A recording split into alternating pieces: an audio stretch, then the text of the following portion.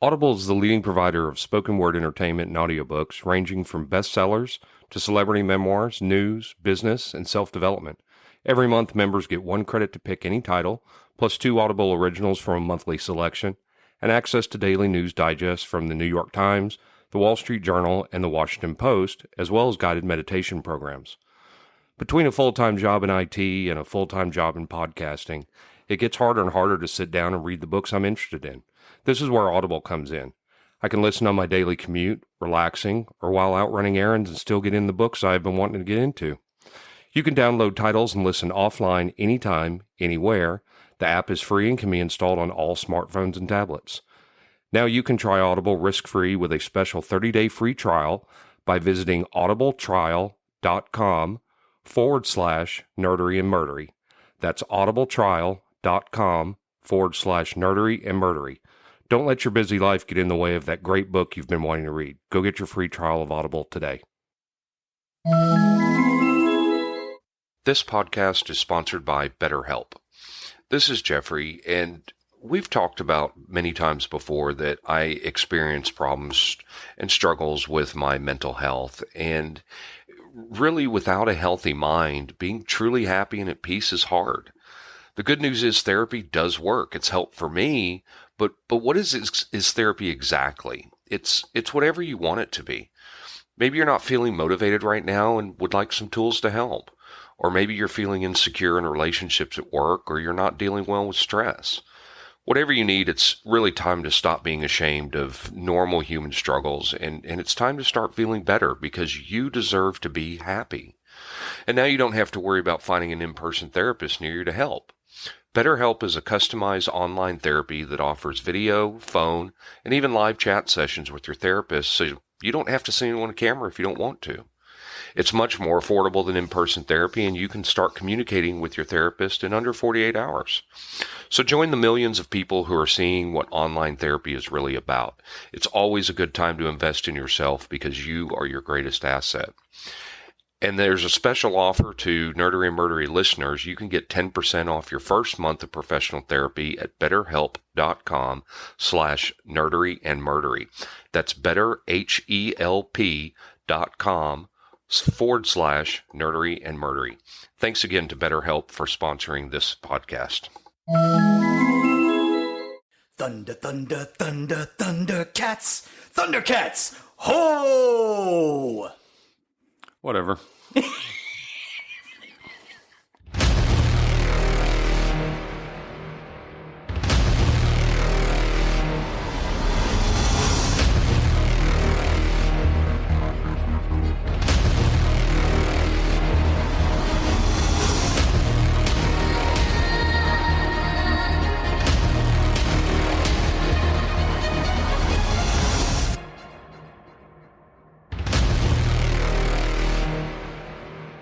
Welcome to episode 61 of Nerdery and Murdery. 61. I'm Zig with your nerdery. And I'm Geoffrey with your Murdery.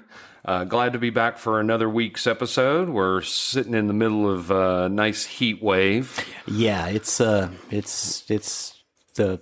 devil's taint hot. Yeah. I was glad I got to spend a week in Wisconsin where it was in the nice 70s and cool, except for one day it was rainy and in the 50s, which is so unusual for a June for me. Yeah, that's not common. No, but it was nice. Got to take Miranda to her new digs and her new job since she's freshly graduated and starting on her new life. So got to go up to Wisconsin for that. Nice. Yeah, it was very cool. Very cool, very nice, very pretty up there. I'd never been to Wisconsin, so that was cool. That was cool. I did want to say that I know we're several weeks in the past when I mentioned this, but you did a guest spot on Two Geeks and a Microphone. Yes. Doing Doctor Who. Yes. And they told us they said that was their number one downloaded episode so far, which Woohoo! I thought was really, really cool. So I heard the episode.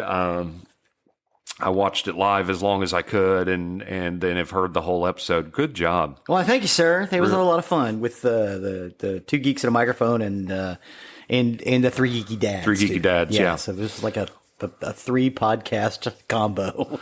Yeah, it was a lot of fun. It was a lot of fun. I enjoyed listening to that. So great job. Well, thank you, sir. I know that Steven appreciated. Steven was on vacation, and they were doing guest hostery, or guestery as we say it here. Guestery. So I know you've got a nice geeky, nerdery episode today, so Yes. let you get started. Well, thank you, sir. Today we're going to talk about Rankin and Bass animation. Cool. First things first, I want to give a shout out because the original impetus of this idea was from your lovely wife, Chelsea. Mm-hmm. She wanted to hear a Thundercats episode. So we are going to talk about the Thundercats today. And I believe Nalani also wanted to hear some stuff about Silverhawks, one of our patrons. So we're going to hook them both up today and talk about Rankin and Bass. Excellent. So, Rankin and Bass Animation, for those uninitiated, was a company that was founded in New York City by Arthur Rankin Jr. and Jules Bass on September 14th, 1960 as Videocraft International. The majority of Rankin and Bass's work, including all of their animagic stop-motion productions, which they were well known for, were created in Tokyo, Japan. Through the 1960s, the animagic productions were headed by Japanese stop-motion animator Tadahito Moshinaga at his studio, MOM Productions. He was credited for his supervision as Tad Moshinaga.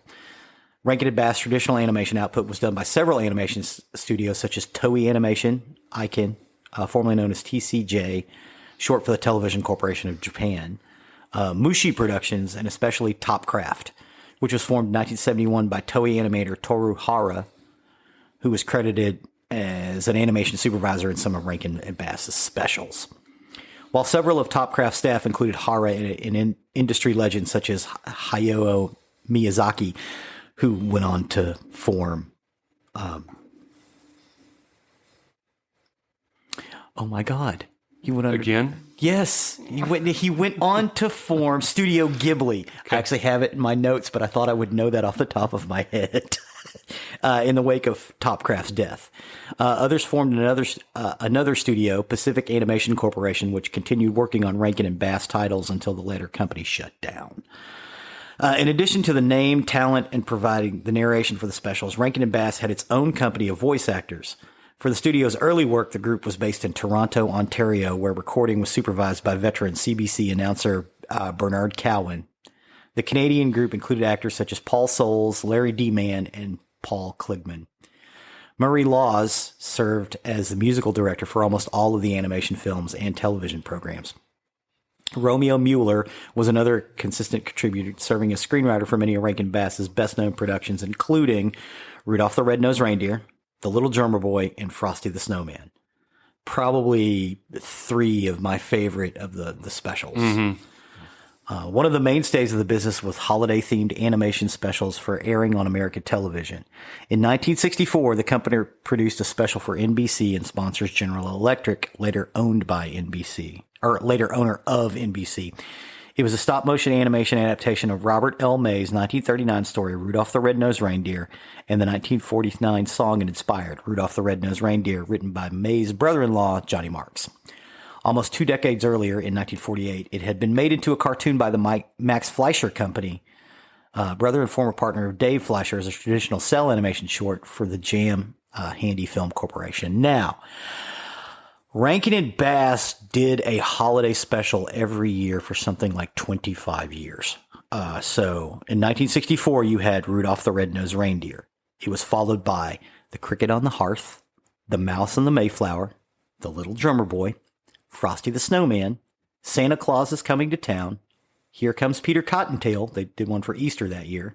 'Twas the Night Before Christmas, The Year Without a Santa Claus, The First Christmas Snow, The First Easter Rabbit, The Little Drummer Boy, Book 2, Frosty's Winter Wonderland, Rudolph's Shiny New Year, The Easter Bunny is Coming to Town, Nestor the Long-Eared Christmas Donkey, The Stingiest Man in Town, Rudolph and Frosty's Christmas in July, Jack Frost, The Leprechaun's Christmas Gold, and The Life and Adventures of Santa Claus. I'm pretty sure I've seen 80% of those. I think I've seen all of them, but that was when I started researching this. Yeah, some of them I haven't seen, but I've seen just about all of them. Well, and in some cases, I sat down to watch it and I'm like, oh, I've seen this before. I remember this. I didn't realize this was them. But yeah, they would do like an animation piece, a traditional cell animation, and then they do one of those stop motion pieces. So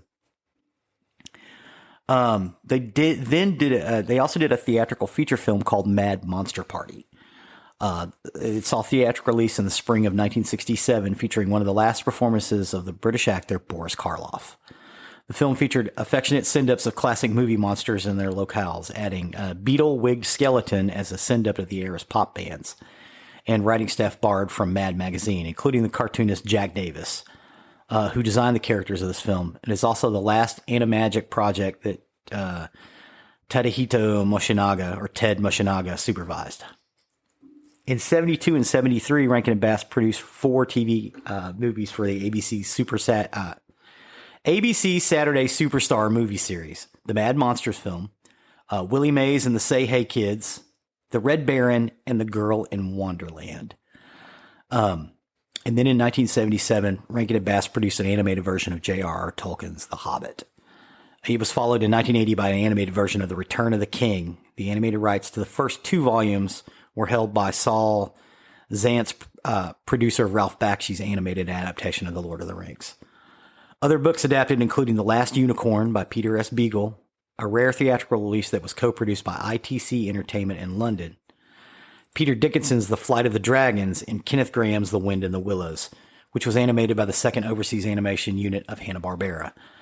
James Wing's Cuckoo's Nest Studio, now Wang Film Productions in Taipei, Taiwan. And so,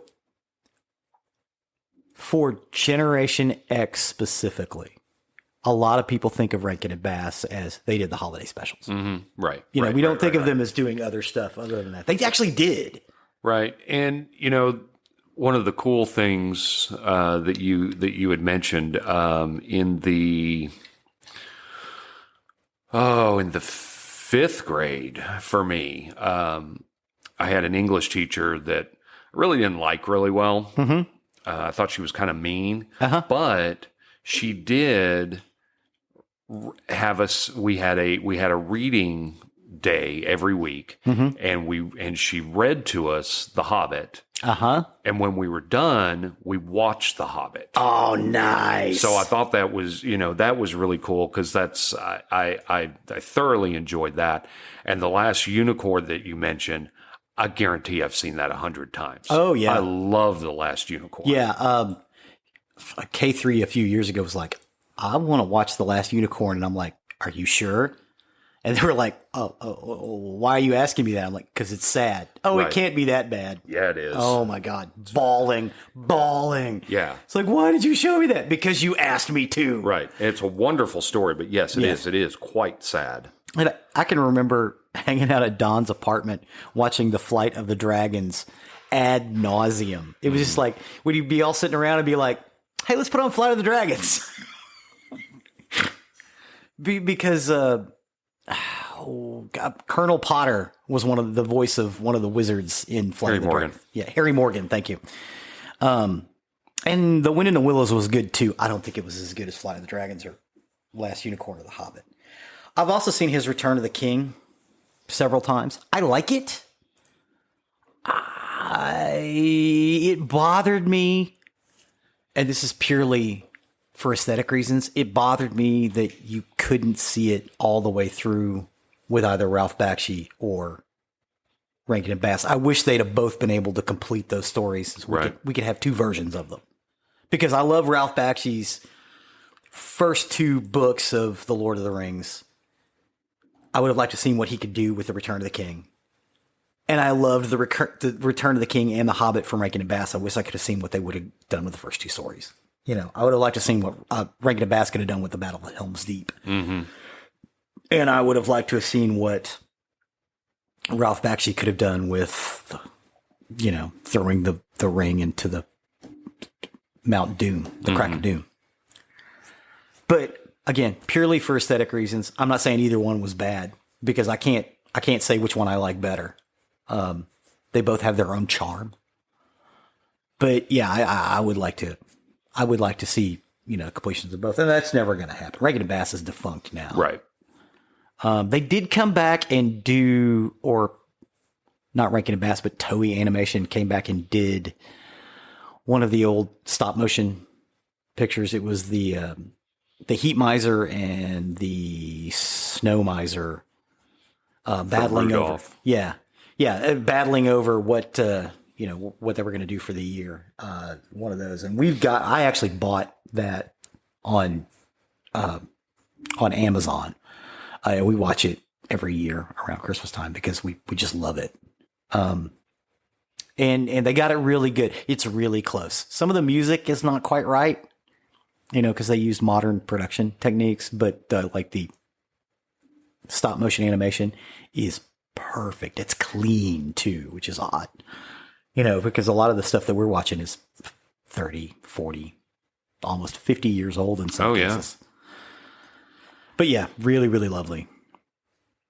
Next on, they did some Saturday morning cartoons. And there is one that I want to talk about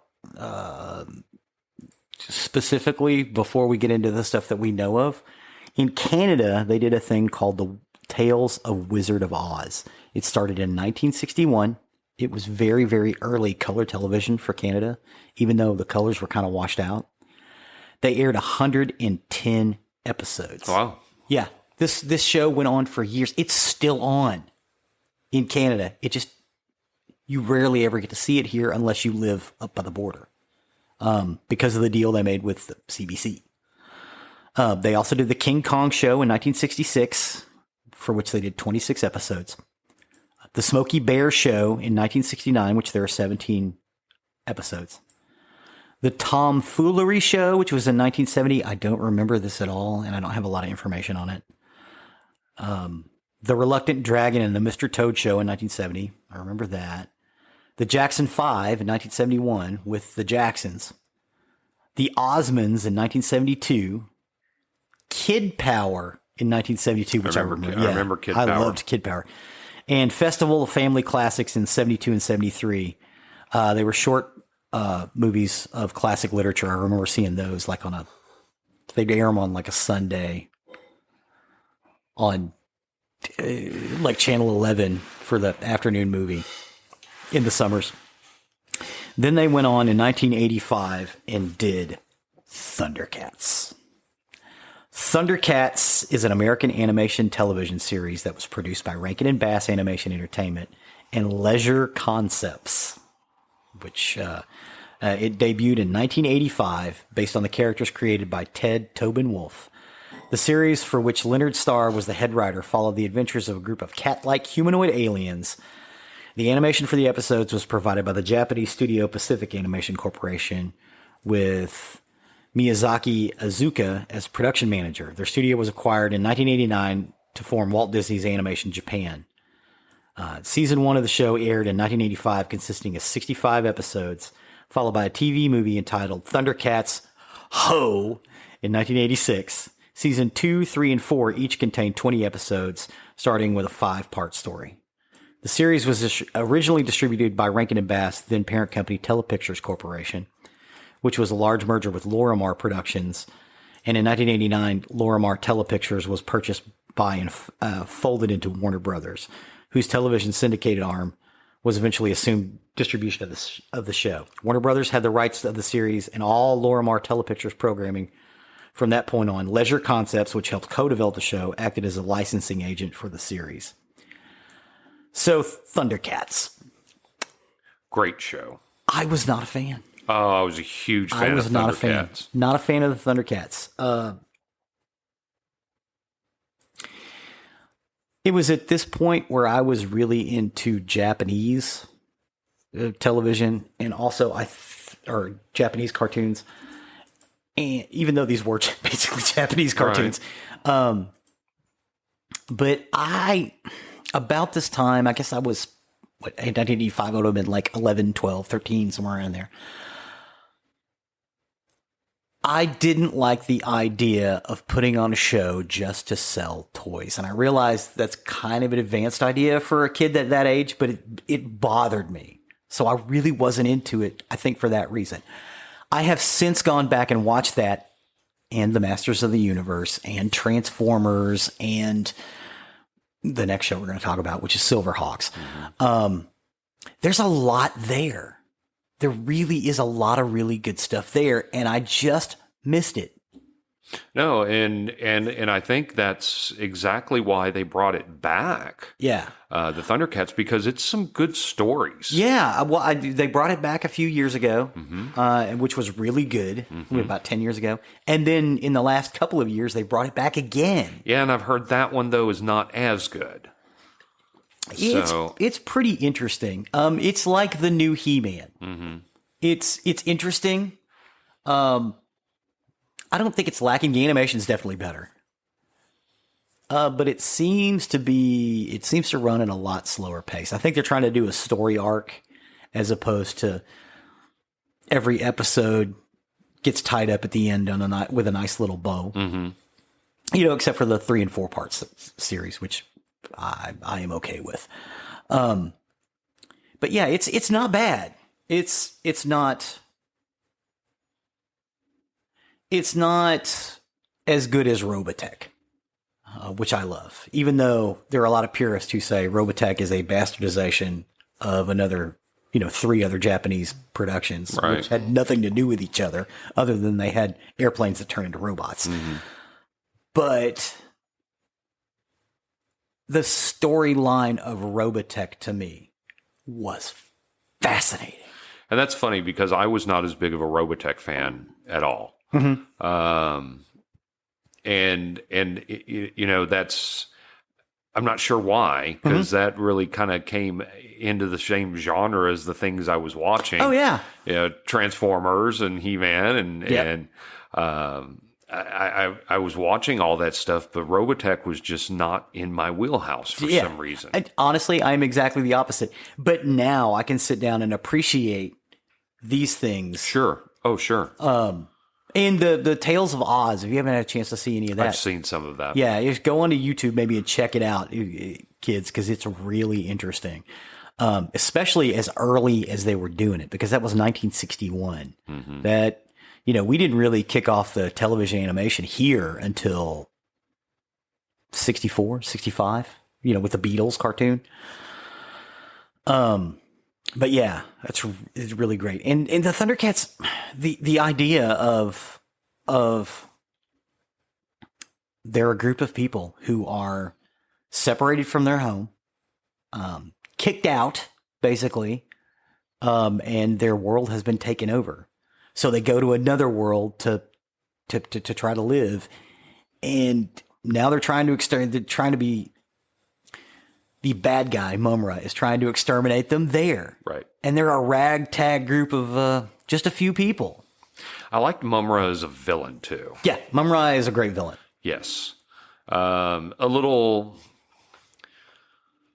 kind of taking away from like going to Skeletor, which Skeletor, while a great villain, had just bumbling buffoons as his henchmen. You boob! Mumra had a couple of those, but really, Mumra as a kid was kind of scary. Yeah. Yeah, he's a big, scary, mummy-looking dude. Yes. Yeah. Who would transform and get into an even bigger, scary-looking dude. Yeah. And that's one of the things that I appreciated is it was a very good villain to go along with our heroes. Yes. Yes. Well, and I think it's also interesting that they also play on the idea of the Thundercats were colonized by Earth. They were basically genetically engineered people that were dropped off on a planet and left to their own devices. And they formed a society that then, crashed and burned. So the idea is brilliant, and I wish I'd have given it more of a chance back in 1985 and 1986. It wasn't in my wheelhouse. But again, I've gone back and watched it. The animation, I like the Rankin and Bass style. I like the Rankin and Bass style a little more in things like The Last Unicorn and The Hobbit. But the style wasn't bad. No, I thought it was pretty good animation. I mean, and if you compare it to The Hobbit and the Last Unicorn, it was improved animation. I really thought it was. It was a lot of it was very clean. It was very good. Yeah. I can still watch Thundercats today and be perfectly happy with it. Yeah. Yeah. I imagine K3's probably watching it right now. K3 likes to watch the old Thundercats, and then the mid. They got turned on to Thundercats when they re-released it. Right. There was another show before this. I was like, oh, yeah, Thundercats, you should check it out. Is this something that you liked? No, not really. But again, now, yeah, I could totally appreciate it. Brilliant. The next series that they did was called Silverhawks. Now, Silverhawks I did like.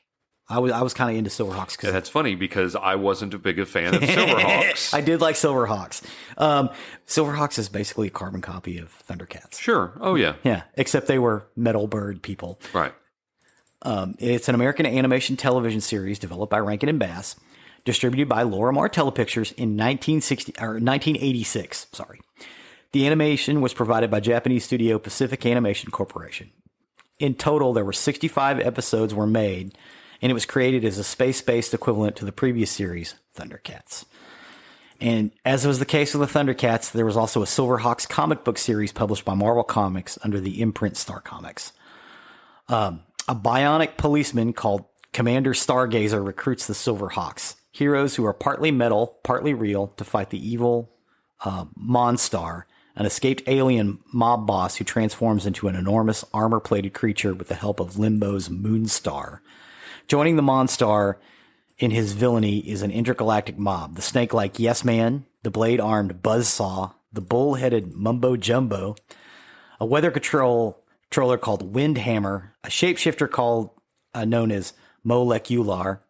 Yep, I got it. A robotic card shark called Pokerface, the weapons-heavy Hardware, and the musical madness of Melodia, who used a keytar that fired musical notes.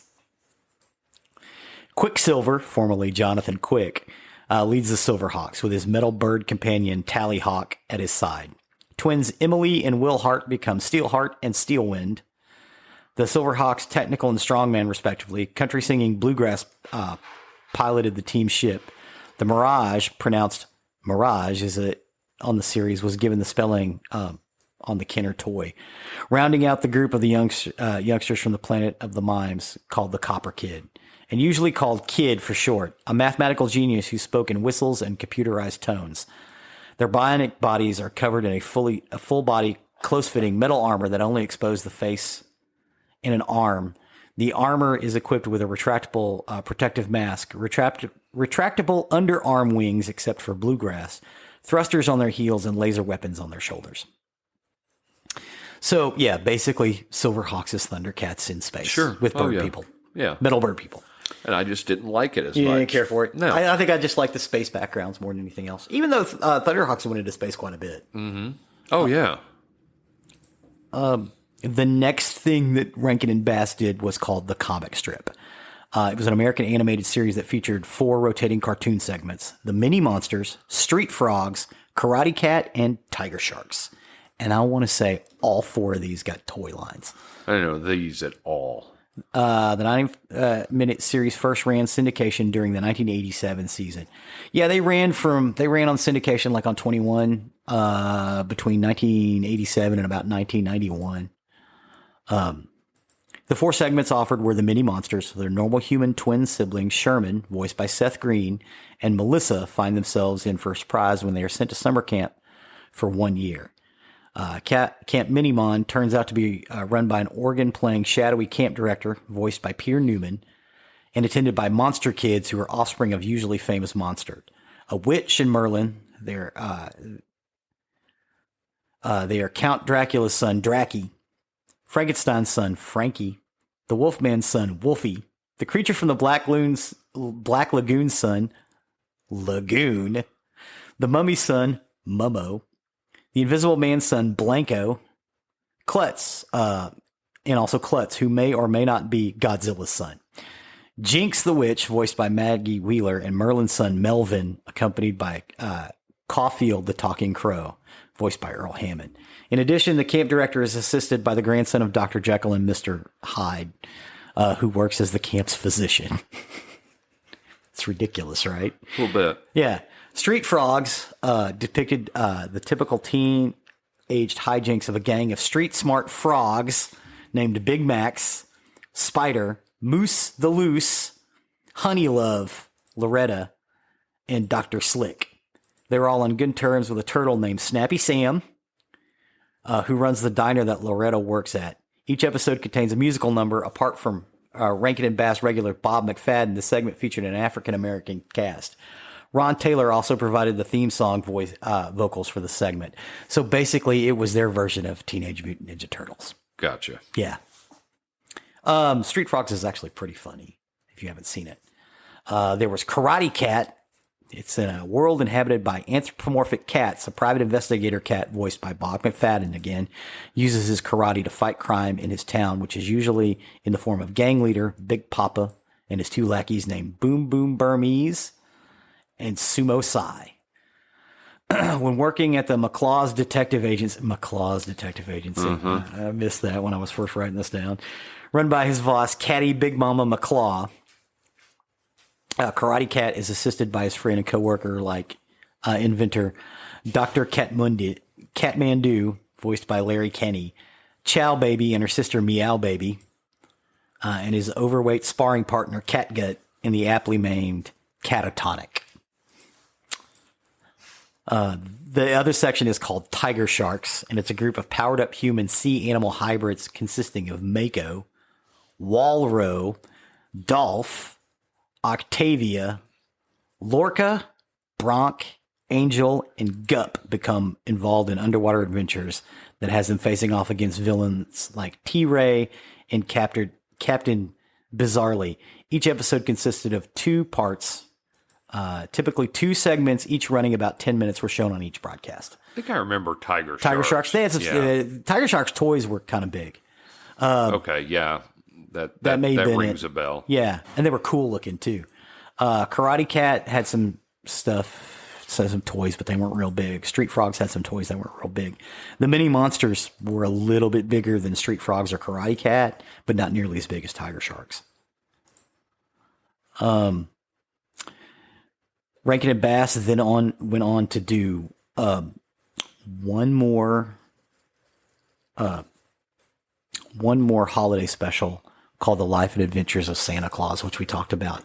And then Rankin and Bass closed up shop. Mm-hmm. So after all of those hits, because they were having trouble with the Japanese counterparts, because they didn't do anything in-house. It was all being done in Japan. And this is about the time that the Japanese currency collapsed in the early 90s. And the exchange rate was bad, so it was hard to get anything going on in Japan at the time. Plus, the Japanese wanted to produce their own content, especially like Toei Animation. Toei Animation was busy all the time. And Topcraft closed, and then Rankin and Bass basically got bought out. So once you get into the early 90s, they're basically done. Who bought them out? Did you have that? I want to say it was who bought out Lorimar Television. Okay. I think we talked about Well, because the interesting thing is with Rankin Bass having folded up is those holiday specials still come out every single year. Yes, they do. To this day, I mean. Yeah, Rudolph the Red-Nosed Reindeer because I think Lorimar Telepictures got bought out by somebody else. And then, of course, CBS and Viacom can't decide if they want to be one company or two. Right. Yeah, because you had said in our holiday episode that I think there was like a year that we didn't have Rudolph. But I mean, outside of that all these still come back every single holiday. Yeah. Well, and pretty much. What's great is as of last year or this last holiday season, when that stuff comes out, if you don't have it, Amazon puts it on sale for like $3. So I bought a couple of them this last year just so we would have them for next year. I want to say it was Santa Claus is Coming to Town and Rudolph the Red-Nosed Reindeer. And it turns out I didn't have to buy Rudolph the Red-Nosed Reindeer, but I'm glad I got it in case this happens again. Right. Because again, CBS and Viacom were one company. They split. They remerged. and then they tried to spin off 2 different companies. And I think as of recently, they have remerged again to be Paramount International. And I may be wrong about that. And by the time this airs, that information may be incorrect. Okay. But yeah, basically, they suffered the same problem as a lot of the other animation studios back in the day. That if you weren't hooked up with these major studios, you just, you couldn't get your stuff shown anymore. Mm-hmm.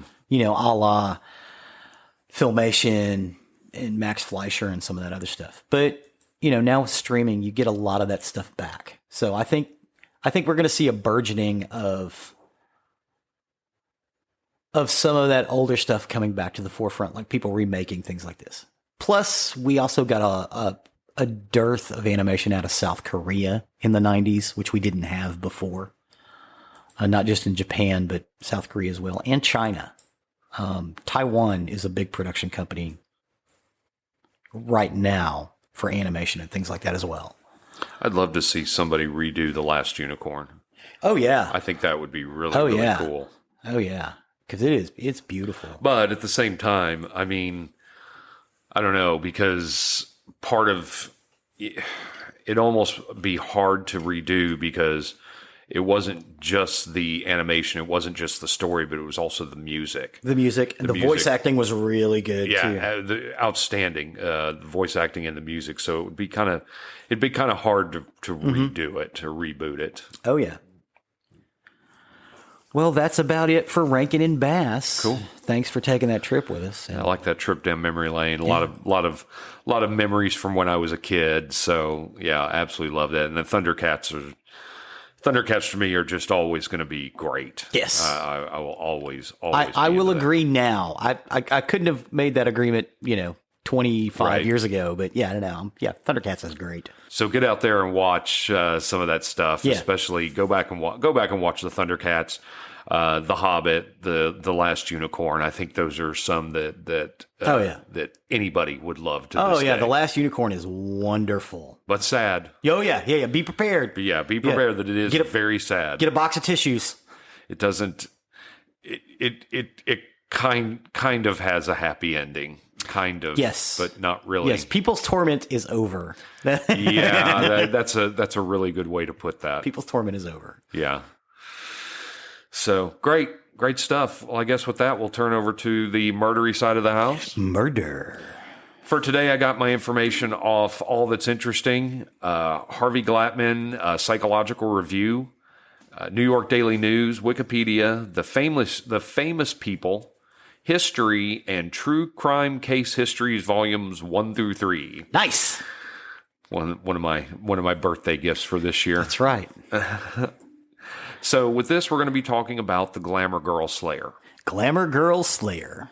Did they make a B movie out of this? I didn't have anything on that, so I don't know. It's possible.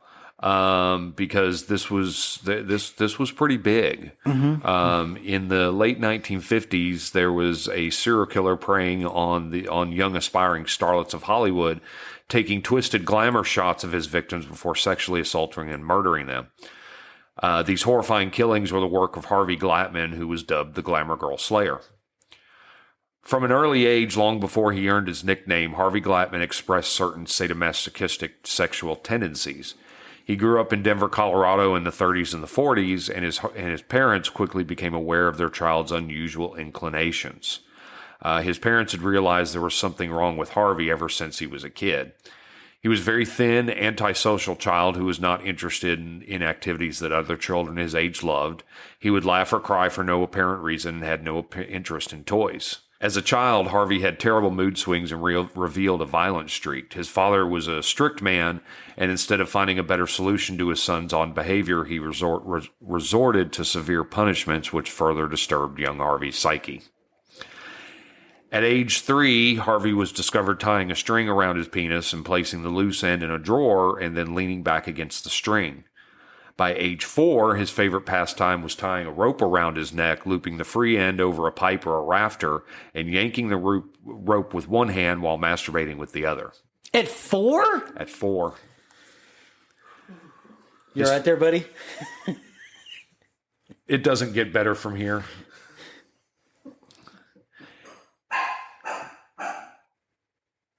His father once caught him masturbating and told him it caused acne, and was further convinced that it would make him homosexual. But it was the 40s. Yep. Glatman would later tell officers, quote, "It seems like I always had a piece of rope in my hands when I was a kid. I guess I was just fascinated by rope."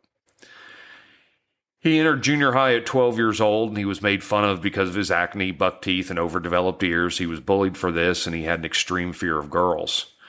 When he would be around girls, he would turn red, and he felt inadequate when he was around them.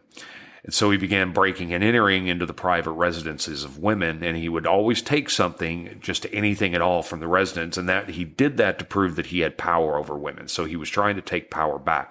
We've talked about that in the McDonald Triad. He's had humiliation, he's had abuse, and now we're talking about he's trying to take power back. Okay. Were there any instances of head trauma? Not that I saw, but nothing that was reported in any of the notes that I got.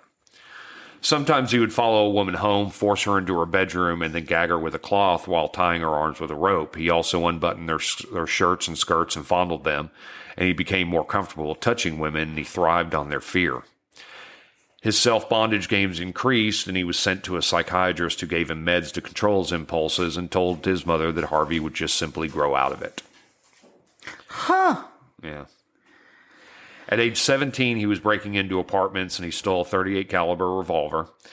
He began stopping females on the street and threatening them with his gun. He would also begin partially disrobing them. Sometimes he would snatch their purse, only to throw it right back at them to show that he again had power over them. In May of 1945, police caught him in the act of breaking into an apartment of Emma Hammam through a window. In his pockets, they found a length of rope and a .25 caliber pistol, and while under interrogation, he confessed to a number of burglaries, but left out the ones with forced sex. He was charged with first-degree robbery, and his parents posted his bail, so he was set free. In June of 45, he abducted a woman, Noreen Laurel, from her neighborhood after binding her, and he drove her out of town to Sunshine Canyon. He touched her, but he did not rape her. He then returned home. She went to the police, where she looked at a series of mugshots and identified him. He was rearrested and this time was denied bail, and he would remain in jail until December of 1945. So he doesn't stay in jail long. No. When you said May? It was in June when he abducted her, and then he went to jail in December. Wow. In 1946, he was freed, and he approached Thomas Starrow and Doris Thorne. He ordered them into the dark under trees and took Starrow's wallet. He tied Thomas's legs together and molested Doris by threatening to kill her with his cap gun, which looked real, and then he fled to Albany. Later that month, he followed a nurse, Florence Hayden, who he attempted to sexually assault, but luckily she got away. Then he found Evelyn Burge and Beverly Goldstein, and they also got away and reported the incident to the Albany Police Department, and within 2 days he was in custody, and Harvey confessed to the attack of Florence Hayden. He was convicted and sentenced to 5 to 10 years at the Elmira Reformatory, but after 2 years he would be transferred to Sing Sing to serve out the remainder of his sentence. During his imprisonment, he was diagnosed with psychopathic personality, schizophrenic type, having sexually perverted impulses as the basis of his criminality. So, excuse me, he was jailed in 46. He gets paroled in 1948. Yep. So he went to reformatory, then to Sing Sing, and he only spent 2 years? Mm-hmm. Wow. He was noted as being a model prisoner with a high IQ who demonstrated ability and eagerness in his prison duties and responded positively to medical exams. Under his parole conditions, Harvey had to return to the care of his mother in Denver, get a full-time job, and be under court-ordered observation for 4.5 more years. In 1957, after his parole ended and he was no longer under police observation, Harvey moved to Los Angeles, where he began working as a television repairman to support himself, and where his crimes would quickly escalate, and he then picked up an old hobby he had of photography. He started trolling modeling agencies and would approach women posing as a photographer and then act out his murderous desires. He realized in LA there were plenty of beautiful women that desperately wanted to be movie stars and models. And when they realized how hard it was to get into the movies, they would turn to posing as pinup girls.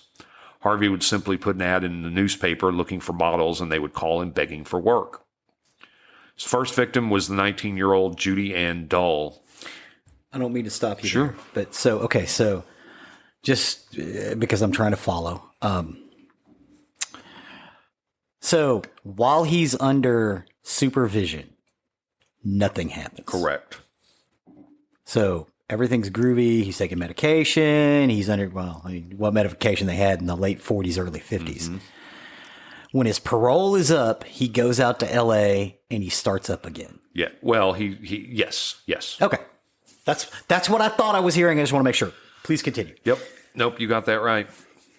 So Judy Ann Dull was engaged in a protracted, expensive custody battle with her ex-husband over their 14-month-old daughter. So when a man named Johnny Glenn called offering her a much-needed $50 to pose for the cover of a pulp novel, she jumped at the opportunity. She agreed to do a photo shoot that afternoon. The Johnny Glenn, who we know as Harvey, told her to wear a tight skirt and sweater. He told her he needed the photos for a Pulp Fiction detective magazine. When Harvey arrived to pick her up, none of Judy's roommates saw any danger in the small, bespectacled man. They left her apartment and they went to his studio, and they began shooting bondage photos. Harvey pulled out a .32 Browning automatic and began shooting photos of Dull in bondage with the gun. He then raped Judy and made her cuddle with him while he watched television comedies. He then drove her out to a secluded location in the Mojave Desert outside of Los Angeles, where he strangled her to death. When Judy's roommate couldn't get in touch with her, she tried calling the number for the photographer, only to find it had been disconnected. Her roommate had never seen Harvey, so she couldn't give a description of him. And even though she went down to the police, they had nothing to go on, so they assumed Judy just left town. It was there that Harvey would continue to take women, tie them up, sexually assault them, and finally murder them. Harvey later told police, quote, "I would make them kneel down. With everyone it was the same. With the gun on them, I would tie this 5-foot piece of rope around their ankles. Then I would loop it up around their necks. Then I would stand there and keep pulling until they quit struggling." He also posted pictures of Judy on his walls and became further obsessed with rape and murder. His next victim was Shirley Ann Bridgeford, who was 24, a divorcee and model who he met through a Lonely Hearts ad using the false name George Williams. Harvey picked Shirley Ann up on the pretense of taking her to a dance, and he even met several of her relatives when he went to pick her up, because, man, he's gotten bold by this time. Oh, yeah. Instead, he brought her back to his place where he tied her up, photographed her, and raped her before taking her to the desert where he killed her. After the sun came up, he posed her and took pictures of her dead body. He left her body unburied in the desert to be ravaged by animals in the desert wind. As he had with Judy, Harvey found his next victim, Ruth Mercado, through a modeling agency. When he arrived at her place for a planned photo shoot, he learned that she was feeling too ill to proceed. But undeterred by this, Harvey returned to her house hours later.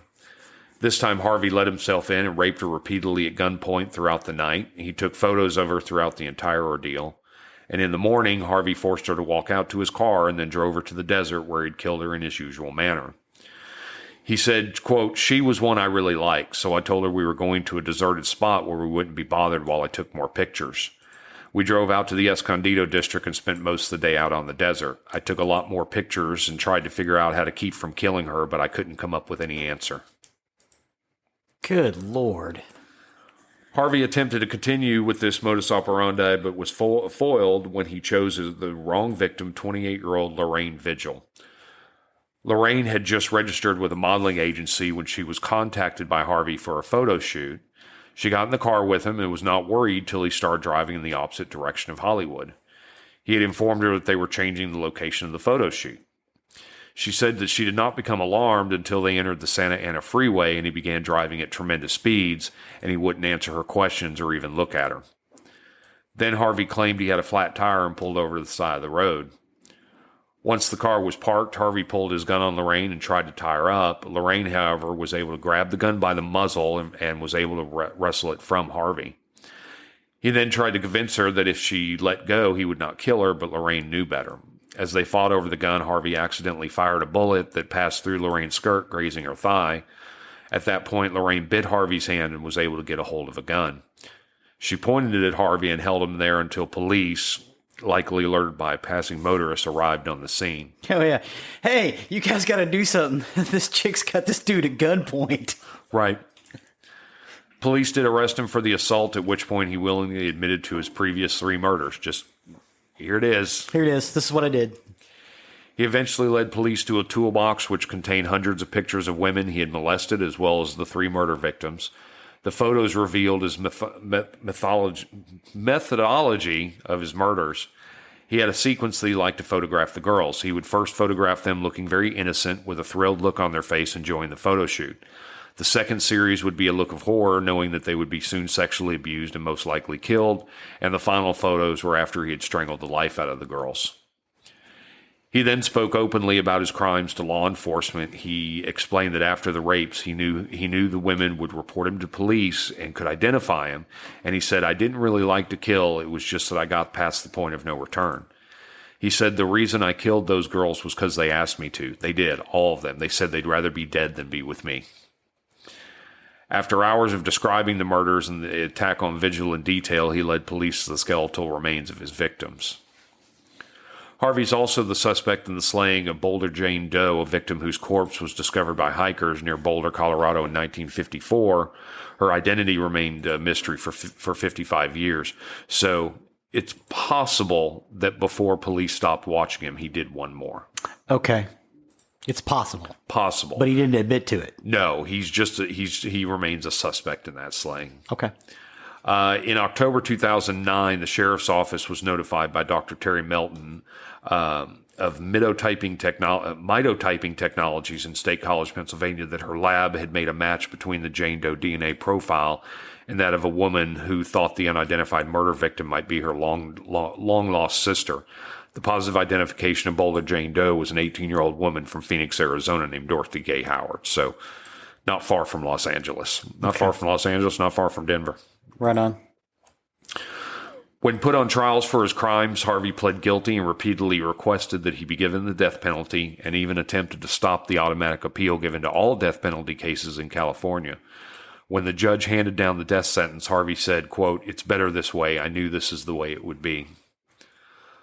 Ultimately, Harvey Glattman was killed in the gas chamber at San Quentin State Prison on September 18th, 1959, bringing his horrifying killing spree to an end. Coincidentally, this is the same prison where Charles Manson and Richard Ramirez would later serve time. And that is the story of Harvey Glattman, the Glamour Girl Slayer. Why, thank you, sir. I think it's good that he can be studied. Agreed. That his methodology kind of helped with profiling. Because it really sounds like this was kind of the start of that idea. It's like, hey, if we study this guy, we could figure out what makes different ones. Yeah, and one of my articles that I researched for this was a psychological review into Harvey Glattman. Because, I mean, they knew a lot about him. And the thing was, after they caught him, he told them everything. Yeah. And, talked about his early life, the things that happened with him, and the things that kind of drove him to become a serial killer. Yeah. So I agree with you. I think this is another one that they were able to study and use for further profiling. So yeah, agree with you completely. Nice. So that'll take us to, I'm sorry? No, well, I said nice. Well, not nice. But right. But helpful. Helpful. So that'll take us to the end of another recording week. As always, you can find our information on nerderyandmurdery.com. You can find more information on the subjects that we've covered, as well as pictures, links to everything. You can also find the links for our contact information and our social media. So if you want to tell us about things that you want to hear, things that you don't want to hear, please do. We love to hear all of it. You can also find the link to our Patreon on our website. So if you want to donate to the show, help keep us going, we do appreciate each and every one of our patrons. We give out Not only do we give episodes out early, but they're exclusive episodes that are available just for our patrons. Yes, there are. So it's something to think about. Yes. We will have links on our website to the information about those. Yes. But you have to be a Patreon to listen to some of those exclusive ones. Yes. So please and thank you. Please and thank you. You can also find the link to our merchandise. So if you wish to buy Nerdery and Murdery merchandise and show off your fandom, please do check out there. We have all kinds of stuff that you can get. And then, excuse me, I'm so sorry. So with that, I have been Zig with your nerdery. and I'm Geoffrey with your murdery. Cue the music.